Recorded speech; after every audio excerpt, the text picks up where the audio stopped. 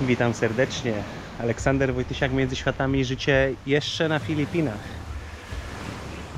Ostatni dzień pobytu na wyspie w tym sezonie. Dzisiaj nadszedł ten dzień, kiedy wyjeżdżamy. Narzędzia przeniesione na górę. Tutaj wysprzątane. Woda podpięta. Stare drewno mahoniowe, które było siane w tym roku, będzie sobie stało tutaj na razie w przyszłej łazience. Nie ma z tym problemu, a powiedział, że nie będzie z tego korzystała.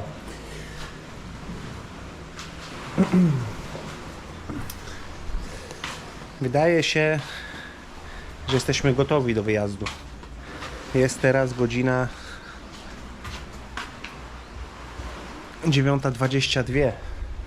O 11 wyjeżdżamy stąd, z Talayong w Lazji, z naszego domu. Zawozi nas kuzyn Ramil naszym samochodem do portu. Samochodu nie sprzedajemy, a następnie odstawi samochód do wujka Aldrina. Zamówiliśmy plandekę. Samochód będzie pod plandeką. Raz na jakiś czas wujek go po prostu odpali, raz na jakiś czas przejedzie się nim. I wydaje mi się, że będzie dobrze. Są ludzie zainteresowani kupnem tego samochodu w takiej samej cenie, jak my go kupiliśmy, czyli 120 000 peso, ale po wszystkich remontach, które były zrobione, jeszcze po tym ostatnim, jak do końca zostało, mam nadzieję, to doprowadzone, temat chłodnicy, że wężyk przeciekał, samochód się nie grzeje. Wcześniej Ernestin była bardzo negatywnie nastawiona do tego samochodu przez wszystkie przejścia, które mieliśmy, ale w ostatnich dniach stwierdziła, że w sumie komfortowo się tym jeździ i że jeszcze nam się przyda. W przyszłym roku planujemy kupić skuter albo skutery, być może jakiś inny samochód bardziej komfortowy, a ten zostanie jako taki wół roboczy. Jakbyśmy go teraz sprzedali, to za rok musielibyśmy kupić znowu coś, żeby, nie wiem, kupić płytki, kupić klej do płytek, kupić plecionkę na ściany. Do transportu jeszcze się przyda, jeszcze myślę, że posłuży, jeszcze, że pojeździ. Tym bardziej, że ludzie, którzy byli go oglądać, którzy chcą go kupić, stwierdzili, że nie ma z nim żadnych większych problemów mechanicznych w chwili obecnej po wszystkim tym, co było zrobione, i są bardzo zainteresowani kupnem, ale odpuszczamy ten temat. To jest 120 000 peso, które można było w międzyczasie obrócić, coś z tym robić, ale jeżeli w przyszłym roku musieliśmy znowu wydać 150 000 peso, czy tam około 200 na kolejnego multicaba, to już lepiej zostawić tego, gdzie koszta w tym roku, no mieliśmy kupić za 120, kupiliśmy 115, wszystkie opony są nowe. To jest koszt około 10 000 peso za 4 nowe opony. Plus inne naprawy 8,5 tysiąca za pompę hamulca. 26 było wtedy za uszczelkę pod głowicą i ten remont silnika. Za nową chłodnicę 6 000. Myślę, że w sumie w granicach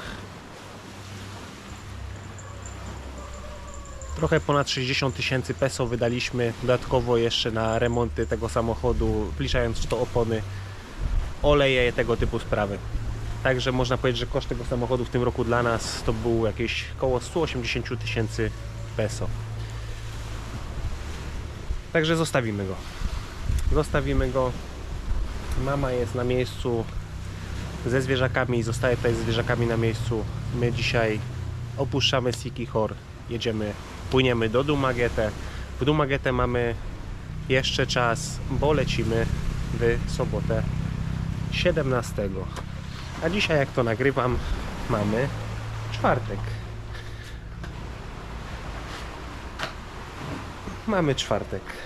Stąd zabieramy ze sobą wszystkie rzeczy brudne, których nie zdążyliśmy wyprać. Zawieziemy je jeszcze dzisiaj w Dumaguete do pralni. Tam przesortujemy wszystko, bo tutaj zaczęliśmy się pakować. Tu nie mamy zbyt wiele rzeczy na europejski klimat, długich spodni i tak dalej. Także w Dumaguete mamy wszystko, żeby się spakować. No i lada moment będziemy po całkowicie innej stronie ziemi. A Ernestin jeszcze sobie leży, odpoczywa, bo spakowana.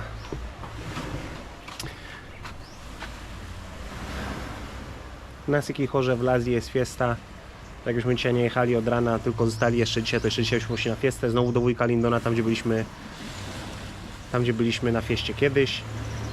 Ale zdecydowaliśmy się, że nie będziemy tak wszystko na ostatnią chwilę latać, że pojedziemy wcześniej, żeby jeszcze mieć cały dzień jutro na przepakowanie się, na zorganizowanie i na spokojnie jutro lecieć. Nie jutro, w sobotę, przepraszam, będziemy lecieć. Także przygoda na ten moment na Filipinach w tym roku się kończy. Nie mogę powiedzieć, że w tym roku, bo jeszcze w tym roku będziemy z powrotem. Także na ten moment kończymy ten epizod filipiński. W tym roku wrócimy tutaj w późniejszej części. Planujemy październik, listopad. W zeszłym roku przelatywaliśmy w połowie listopada, już zaczynało się robić w Norwegii zimno, już były przymrozki. I przed zimą planujemy tutaj po prostu wrócić. A zapowiada się ładne lato w Norwegii. Zapowiada się ładne lato, już temperatury dochodzą 50 stopni tam w górach, także może tak bardzo nie wymarzniemy. Nic, nie przedłużając, jeszcze chwila jest. O 11:00 przychodzi kierowca, pakujemy się i jedziemy na łódkę, która jest o 12:40, jeżeli się nie mylę. Żeby się tylko udało kupić bilet, bo przez wybory były ogromne problemy, że wszystkie bilety były pobukowane do przodu. Żeby tylko udało się kupić bilet na łódkę i będzie wszystko w porządku. Żegnaj, mus. Mama się będzie tobą dobrze opiekować. Masz być grzeczny. Jedzenia ci mama naładowała i Rosie opór. Też opiekuj się młodszym bratem, ok? I sama uważaj na siebie, chociaż ty jesteś introwertyczna.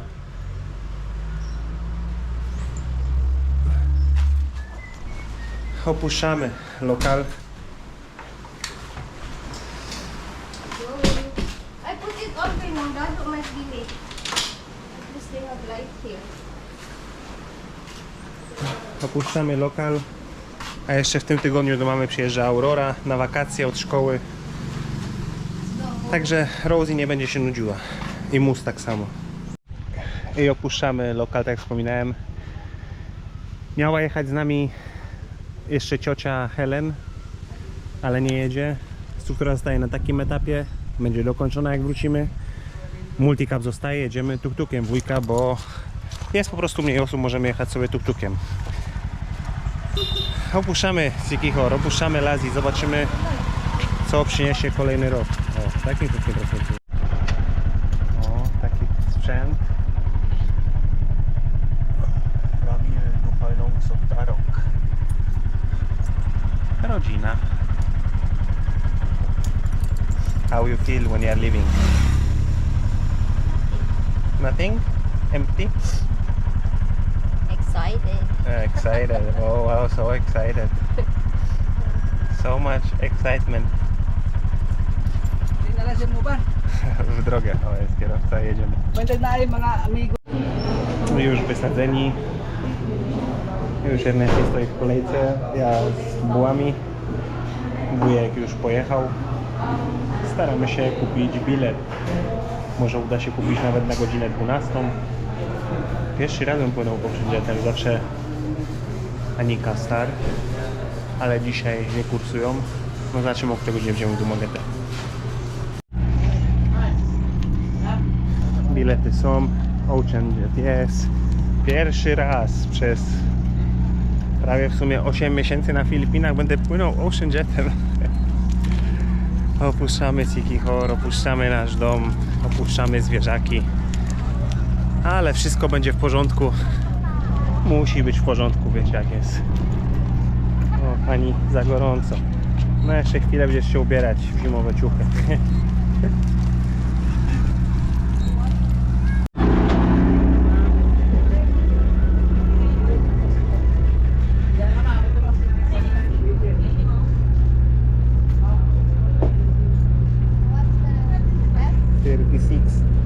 A and F.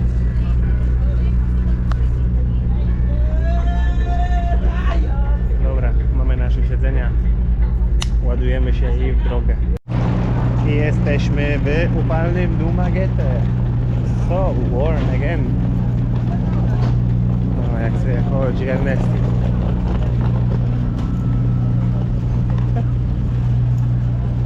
Siostra już powinna być na zewnątrz. I jedziemy do domu. Trochę zacząć szpakowywać, ale jeszcze to cały dzień na szpakowanie. I lecimy do Manili, a z Manili do Bangkoku, a z Bangkoku do Oslo. I zaczynamy kolejny, ostatni dzień na Filipinach. Jesteśmy w Dumaguete, jak wiecie, w domu rodzinnym. Jest Janus. Jeszcze stoi ołtarzy po czasie. A my teraz jedziemy jeszcze ostatnie ciuchy do prania wrzucić do pralni, żeby były dzisiaj wieczorem do odebrania. No i będziemy się pakowali. Od rana nie mogę wam go teraz pokazać, bo się schował. No ale wygląda na to, że został uratowany kolejny mały kotek, taki rudawy. Siedzieliśmy, coś bardzo głośno płakało. No wiadomo, nie coś, tylko kot, bo było słychać, że to mały kot. No i Aurora stwierdziła, że trzeba go uratować. Reszta domowników przystała, że nie ma problemu, żeby go wziąć, przygarnąć. Wygrzebałem go spod samochodu. Bo płakał pod samochodem, ale jak próbowaliśmy go złapać z Aurorą, to właził w komorę silnika od spodu. Więc musiałem otworzyć maskę, żeby wypłoszyć go stamtąd i udało się go złapać. Teraz jest zamknięty w pokoju, w którym normalnie mieszka mama. Z jedzeniem, z wodą, żeby miał swój czas na posilenie się, jeżeli potrzebuje, a widać, że potrzebuje, postawię go do miski, to jadł. Wyspanie się, zarejestrowanie wszystkiego, co się właśnie w jego życiu stało i będzie nowa znajda tutaj w domu rodzinnym. Chociaż jak my znaliśmy Musa, to już jednego kota przygarnęli, też rudego, Feliksa. O, a teraz mogę wam pokazać moją żonę. O, pokaż się. I need a mask. Ernest z racji tego, że ta jest taniej, a sama nie lubi nakładać make-upu. Wczoraj wieczorem jeszcze była na permanentnych brwiach i jak się to nazywa? Nie mam pojęcia, jak się to nazywa po polsku. No ale permanentne usta, kolor ust, żeby nie trzeba było używać śminki. Także Ernestine dzisiaj wygląda bardzo ciekawie. Spuchnięta jeszcze po zabiegu. Cześć, dzień dobry. Cześć, dzień dobry. Witam serdecznie. Możemy potem zrobić interview. Witam serdecznie. We can make interview later on. O. Jak? Dobra, jedziemy do pralni, a potem jeszcze jakoś po południu zakupy. Jak już się spakują, zobaczymy ile mam jeszcze kilogramów wolnego w walizkach, to jeszcze jakieś zakupy spożywcze. Co robię? O. Siostra się śmieje z tego, jak moja żona wygląda. I pranie już wrzucone do pralni. Będzie po godzinie 17 do odebrania. A moja panienka chodzi dzisiaj w maseczce, bo niekomfortowo się czuje z opuchlizną. Ty Pioszek.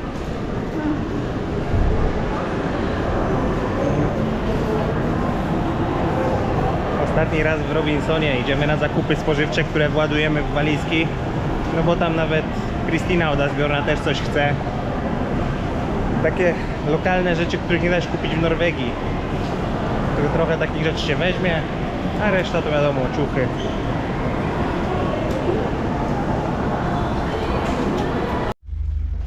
No, tutaj mamy Aurorę z Felixem. W podobnym wieku jak Mus. Trochę starszy, bo trochę większy. A zaraz zobaczymy, czy uda się znaleźć nowego kotka, który dzisiaj został uratowany z ulicy. Jest malutko. Też rudy. Oj, nie płacz. Będzie już dobrze. Ty jeszcze nie wiesz. Aj, puść mnie. Ibutang dire. Ibutang dire, please. Yung balay. No, Janus. Ibutang dire. On jeszcze nie wie, że właśnie znalazł miejsce, w którym będzie miał jedzenie, wodę i opiekę. Pierwszy dzień, tak samo jak mus. Ale ten gentleman, Felix, jest totalnym przeciwieństwem musa. On jest taki grzeczny. Wczoraj spał z nami w sypialni. Usnął mi na brzuchu, jak spałem na plecach. Spał ze mną północy. W ogóle nie gryzie. Jak się robi jedzenie, to grzecznie czeka na podłodze, usiądzie. Trochę pomiałczy, ale usiądzie. No. Właśnie cię chwalę, że grzecznie jesteś, a teraz będziesz mnie gryzł. Ale to i tak w porównaniu do musa to ty jesteś aniołem. A mus to jest jak przeciąg, jak tornado. No, przy musie nie można sobie jedzenia w spokoju zrobić albo zjeść. Cały raz będzie wskakiwał na blat albo na stół. A ten też jest znajdą z ulicy. Jest uratowany przez brata Ernestin. Mniej więcej w tym samym czasie co mus. Jak my przygarnęliśmy musa, jak byliśmy tutaj na pogrzebie taty, to Felix też z 2 tygodnie wcześniej przy tym wydarzeniu został przygarnięty. Ale jest trochę starszy od musa, bo jest większy. Ale on jest taki spokojny i taki przytulas, normalnie jak maskotka.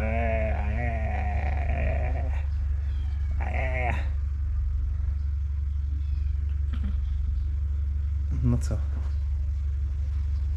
I tak delikatnie gryzie, a mus to zostawia ślady i pazurów i zębów, a ten to jest delikates. No, dobra, nie będę cię zaczepiał, Felix. No, a tu jest rodzony brat Tulfiego i Rosie. Roger! Come Roger. Jak on pięknie wyrósł. Po pierwsze największy z całego grona jak dorósł, a po drugie miał bardzo mało sierści jak był mały, a teraz są tak dużo sierści. Jest taki przystojny. Cześć, dzień dobry. Dzień dobry. Co tam? What will you say? Nie spotkałem się z tym nigdzie. Nie wiem, czy kamera wam to odda, ale jesteśmy w kolejnym sklepie, przyjechałem na zakupy. A tam budują. No są 2 dźwigi wieżowe, ale co ciekawe, cały ten wysoki budynek jest z wielkiej płyty prefabrykowanej.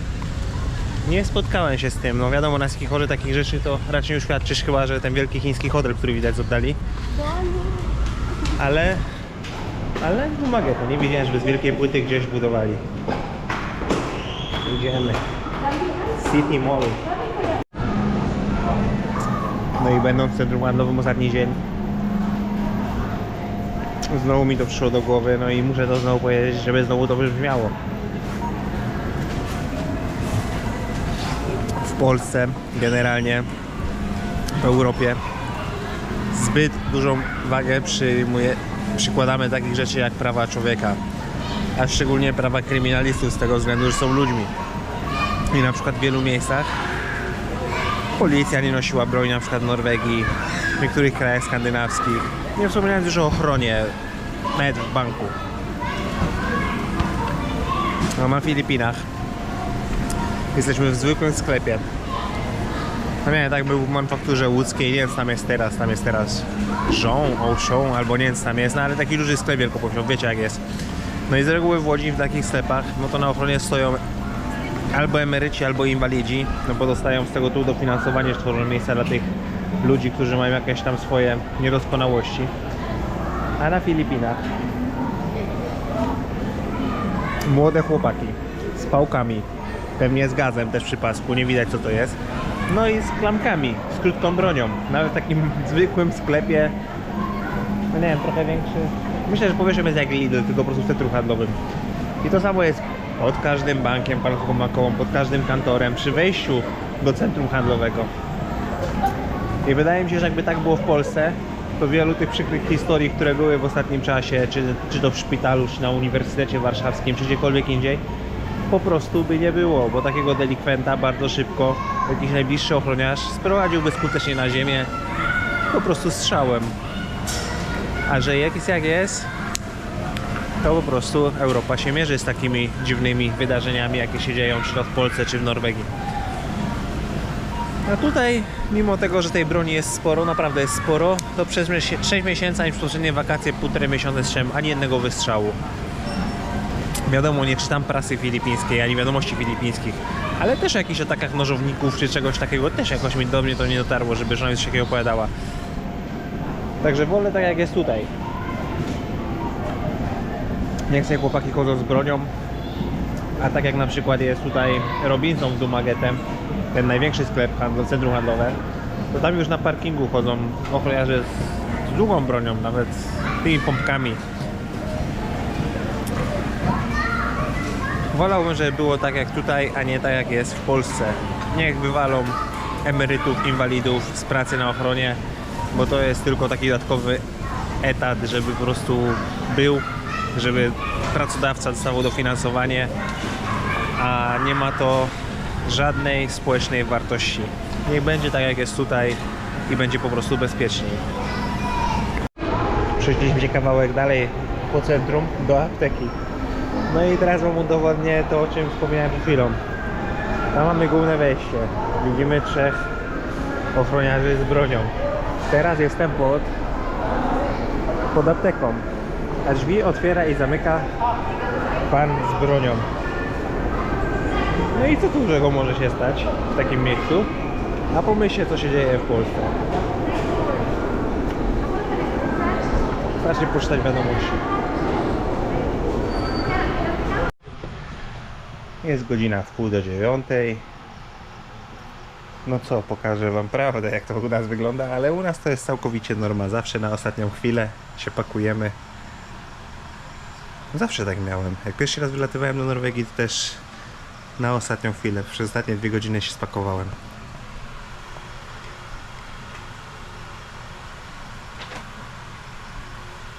No, przekładanie. Ta walizka wróciła z nami z City Horu, także to trzeba przejrzeć. Tutaj były rzeczy, które były zostawione. Tam w pudłach są jeszcze rzeczy, jakieś długie spodnie, długie rękawy, pierdoły. No ale niewątpliwie damy radę, jak to zwykle dajemy.